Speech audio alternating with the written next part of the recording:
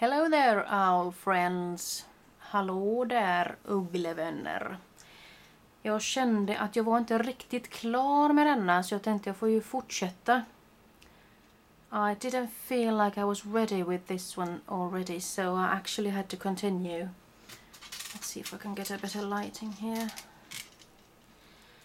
I put a little, I think you call it tulle. In Swedish it's actually called tyll. So it's sort of a lovely skirt for this cage here. And then I fastened that tulle with some glittery brads, 2 on each side, and then I continued making it perfect, sort of speaking, with a couple of roses there. Som ni ser så har jag satt på lite mer tyll. Eller var det lite mer? Jag har satt på lite tyll här som har fäst med några glitterbrads.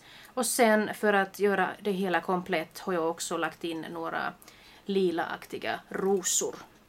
Så nu känner jag mig faktiskt ganska nöjd med den här. Det är en väldigt romantisk liten sak. Skulle kanske kunna vara som en bröllopsgåva eller någonting, vad vet jag. So now I actually feel quite ready with this one. This could serve as a wedding gift or something, or just a decoration, as somebody wrote on those comments.